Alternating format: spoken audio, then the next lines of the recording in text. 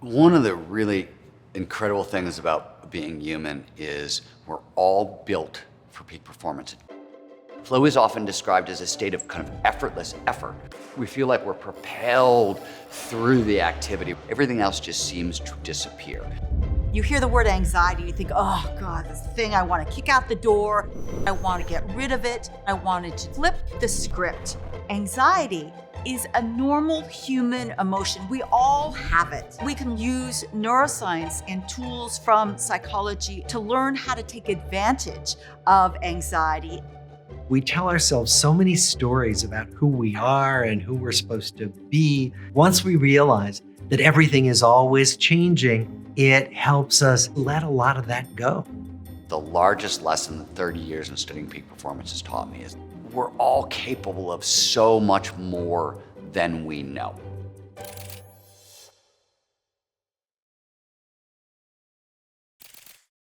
Hey Big Thinkers, this is the DS-01 Daily Symbiotic from Seed Health, a microbial science company and the sponsor of today's video. The DS-01 Daily Symbiotic is a pre- and probiotic supplement that aims to support better digestion and whole body health. Each capsule contains 24 clinically and scientifically studied strains not typically found in other probiotic sources. Seed links to the strain-specific studies on their website if you're curious about the science behind their product. Now, I know what you might think. Really? A supplement company? However, not all probiotics are the same. One of the things that makes Seed's DS-01 different is that it is undergoing clinical trials.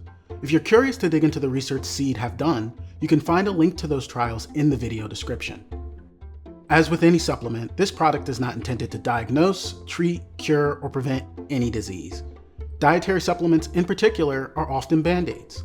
It's also essential to think holistically about lifestyle habits like diet and exercise, as changes to those things will often have an outsized impact on overall health.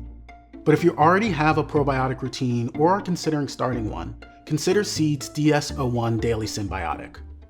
Seed has a special offer for the Big Think audience. Receive 25% off a 30-day supply of DS-01 and a free glass travel vial by using the promo BIGTHINK25 at the link in the description. My name is Stephen Kotler. I'm a writer and a researcher, and my latest book is The Art of Impossible.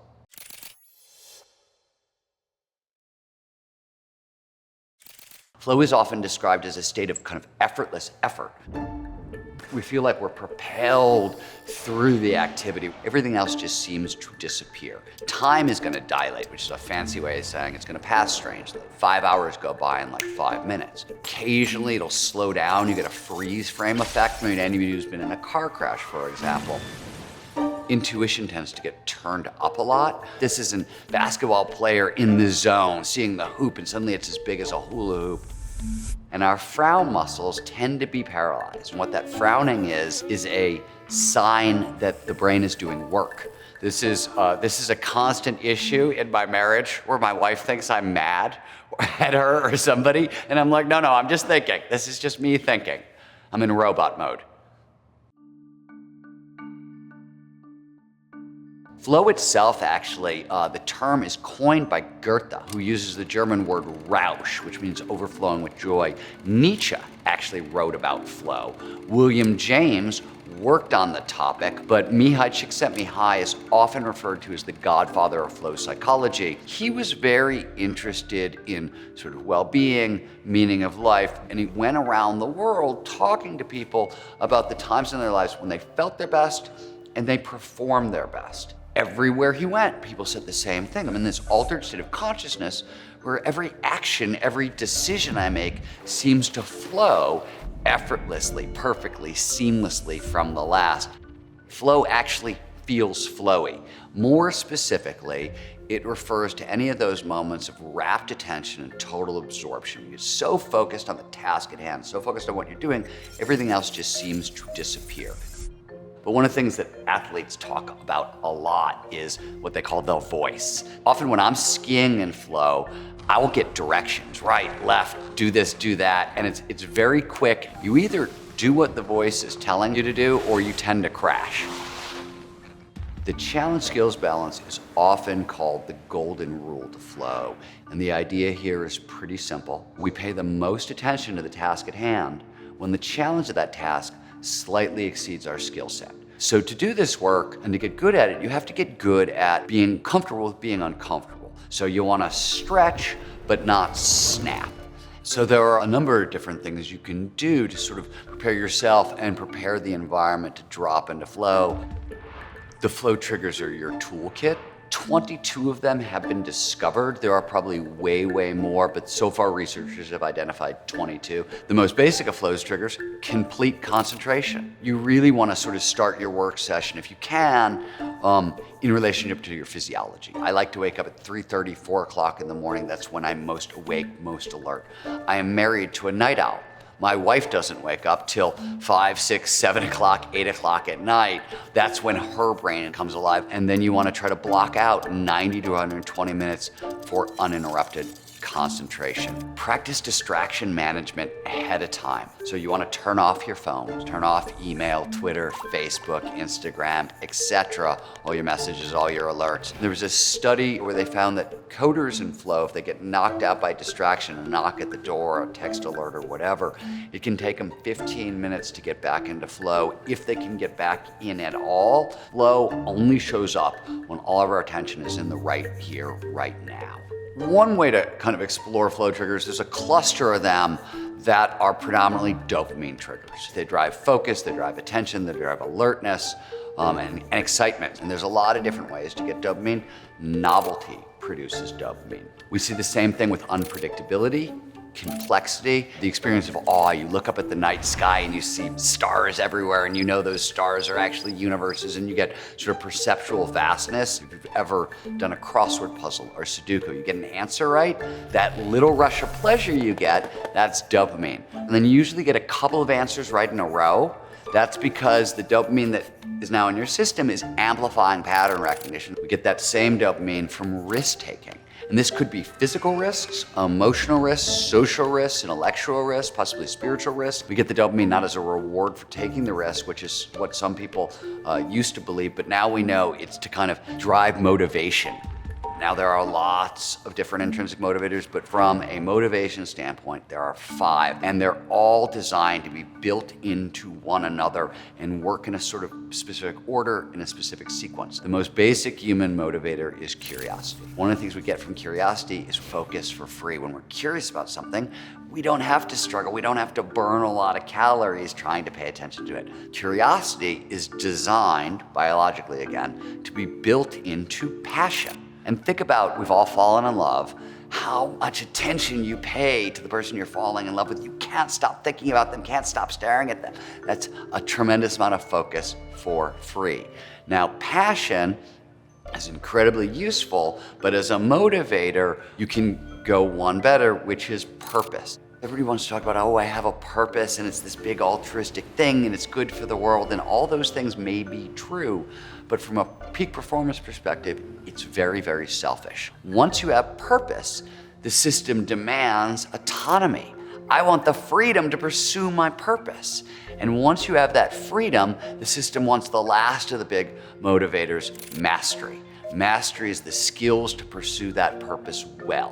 One of the really incredible things about being human is we're all built for peak performance. Flow is universal in humans. It's actually universal in most mammals, and definitely all social mammals. There's a shared collective version of a flow state, a team performing at their best, a group performing at their best. This is called group flow. In fact, studies have shown that the people who score off the charts for these characteristics, who score off the charts for overall well-being and life satisfaction, are the people with the most flow in their lives. We're all capable of so much more than we know. That is a commonality across the board. So it's the largest lesson that 30 years in studying peak performance has taught me. And the way I sort of like to think about it is motivation is what gets us into the game. Learning allows us to continue to play. Creativity is how we steer. And flow, which is optimal performance, is how we amplify all the results beyond all reasonable expectation.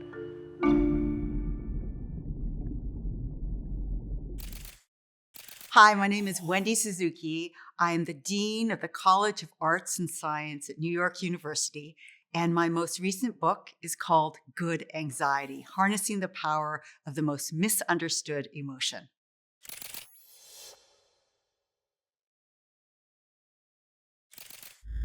Anxiety is the feeling of fear or worry, typically associated with situations of uncertainty. Brain plasticity is the brain's extraordinary ability to change and rewire itself in response to the external environment. I've tried to use and explore the boundaries of brain plasticity to address some very challenging issues, particularly our high anxiety levels. You hear the word anxiety, you think, oh God, this thing I want to kick out the door. It's a disease, I have it, I don't know how to get rid of it. Anxiety is a normal human emotion. We all have it. Okay, so you're never going to get rid of it. It evolved to protect us. And so my whole book, Good Anxiety, is teaching us to look at anxiety in a different way. The amygdala is a brain structure that is automatically activated when you hear that bump in the night that launches your anxiety. And the brain area that can help that calming in that situation is the prefrontal cortex, the area that's involved in executive function. It helps you order your day. But unfortunately, in situations of high stress, high anxiety, what happens is not only is your amygdala activated, but your prefrontal cortex gets shut down too. So that makes the situation even worse.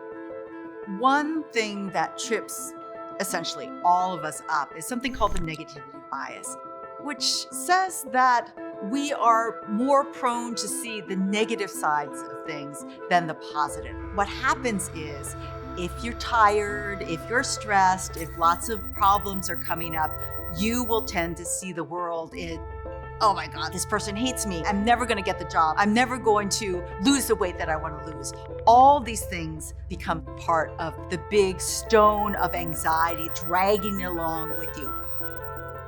Cognitive flexibility is the idea that we are able to look at and approach situations in lots of different ways. We are habit-forming animals, and sometimes, without even knowing it, you are approaching the same situation the same way that you approached it when you were 6 years old. Cognitive flexibility says that if there's a realization there are other ways to approach it, you have the ability to do just that. I dove into trying to find gifts from all the different kinds of anxiety. And that's how I came up with the 6 gifts or superpowers of anxiety. Let me mention my top 3. The first one is a superpower of productivity, that what if list. What if you didn't do that? Or what if you did that and you didn't do it right? That anxiety is focused on things that are important to you in life. That is the key. Evolutionarily, anxiety evolved to have us put an action on it. 2.5 million years ago, it was either you fight the danger that was causing anxiety or you run away from it. That is the fight or flight response. The way to transform it is to turn that what if list into a to-do list. Put an action on each one of them, whether it's asking a friend for help, doing something, Googling something, and go tick through them one by one. Superpower number 2 is the superpower of flow. Flow is a psychological state. It's those moments that you're doing something that you're really good at, time stands still. It's like you're moving in slow motion and everything is just going beautifully. All the data out there says that anxiety can eliminate flow. I knew I wanted to talk about flow, but I couldn't just say, well, sorry, if you have anxiety, no flow for you. Okay, maybe it's not classic flow. Maybe it's microflow. Your own anxiety can make your own moments of microflow, which we all have during the day, even if you don't realize you do, be even flowier. Superpower number 3. Think about that anxiety that is most familiar to you, your most common form of anxiety. You know what it feels like, you know what it looks like. All you have to do is notice when others might be suffering from that same form of anxiety. And here's your superpower. All you have to do is give a kind word, a simple helping hand in that situation. And I love this superpower because I can't think of anything that we need more in the world today than higher levels of empathy.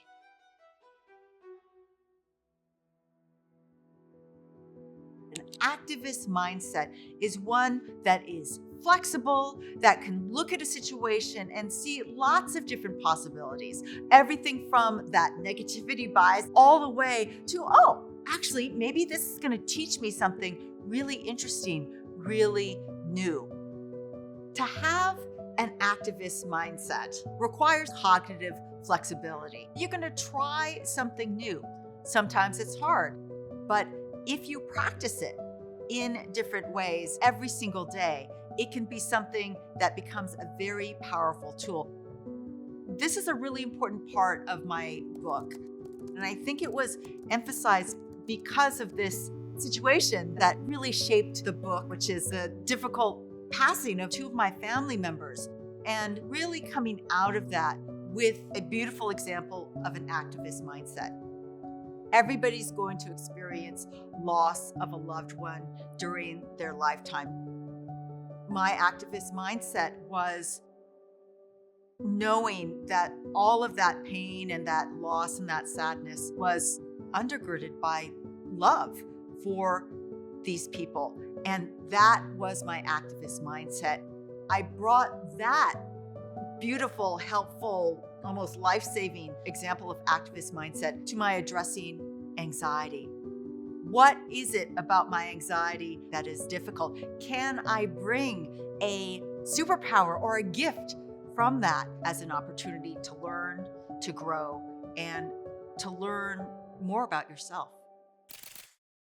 I'm Robert Waldinger. I am a psychiatrist, and I'm professor of psychiatry at Harvard Medical School. I direct the Harvard Study of Adult Development at Massachusetts General Hospital.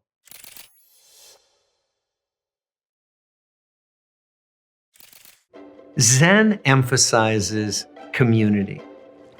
It's called Sangha in the Buddhist language.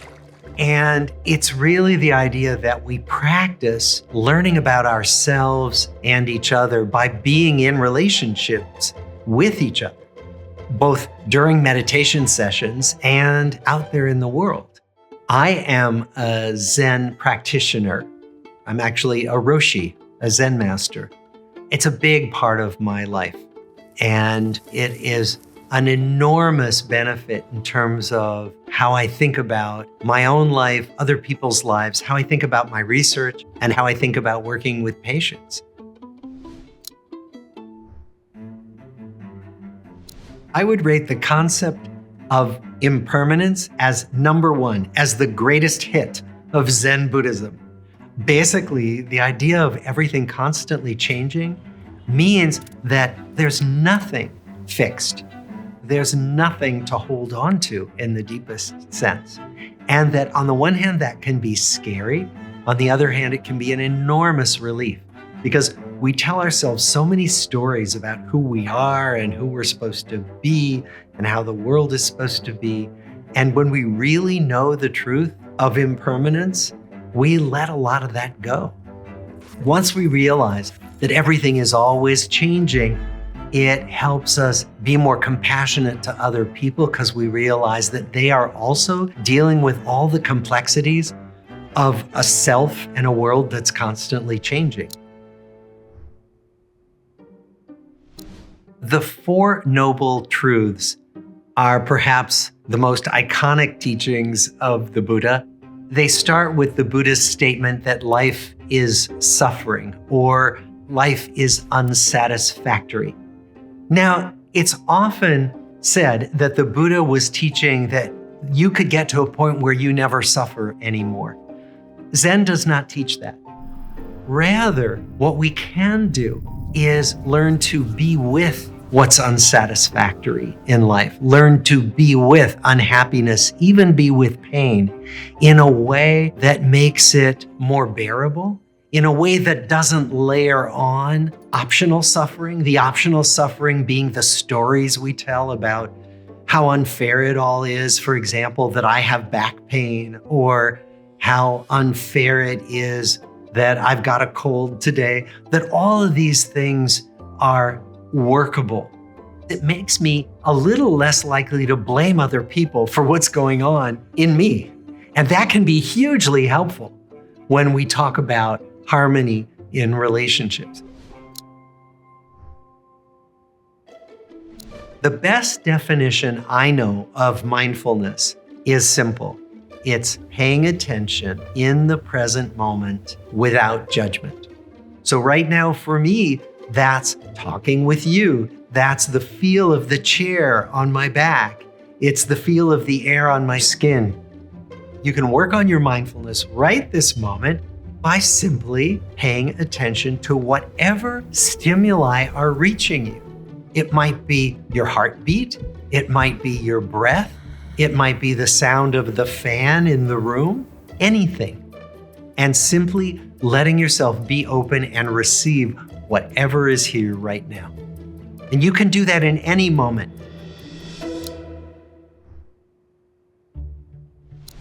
Buddhism talks about the idea of attachment. It's really about holding on tightly to a fixed view of something.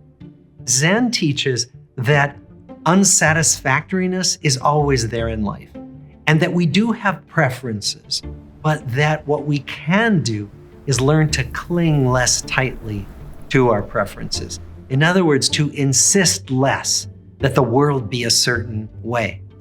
I mean, think about in relationships how much we try to insist that someone else be a certain way that we want them to be, and how much less we suffer if we let that go and just assume that that person is allowed to show up in the world as they are, and we're allowed to show up in the world as we are. So this idea of relieving suffering is, in Zen, the idea of being able to face towards suffering, looking at it, and living with it in a way that hurts less. There's a concept of metta, loving kindness, in Buddhism, and there are a couple of different ways that it's talked about. One is an explicit skill that we can cultivate. You can do a loving kindness meditation where you think about another person and you say to yourself, may you be happy, may you be at peace. And you do that over and over again, and you come to feel differently about the other person, including about people you don't like very much or you're angry at. So there's that way of actively cultivating a skill. There's another way, which is simply by becoming more and more aware of your own pain, your own anxious, angry thoughts, your own difficulties. Because what happens when we become more aware of that through meditation, for example, is that we become much more empathic toward other people. And naturally, that kind of loving kindness arises, where we see an angry person and say, oh, I wonder if that person is having a terrible day, rather than immediately reacting with our own anger. And so that's a different way to cultivate loving kindness, but it happens pretty reliably through meditation. And finally, there's a wonderful teaching in Zen about beginner's mind. The idea that we let go of all the stories we tell ourselves that we're so sure of. Having a beginner's mind really helps in relationships because it allows us to be curious. It allows us to say, okay, there's so much I don't know about this person. Let me watch closely. Let me notice what I haven't seen before about this person. Let me find new ways to interact with this person. And that brings a kind of freshness and openness to relationships that can otherwise easily get stale. Shunryu Suzuki was a Zen master who had a saying that I love. He said, "In the beginner's mind, there are many possibilities. In the expert's mind, there are few." And what he meant by that is when we can remain open to many possibilities, rather than being so sure that we know what's what, that we become open to surprise, open to new ways of experiencing ourselves and the world that make us suffer a great deal less than when we are so-called experts. And the older I get, and the more people call me an expert, the more aware I am of how little I know.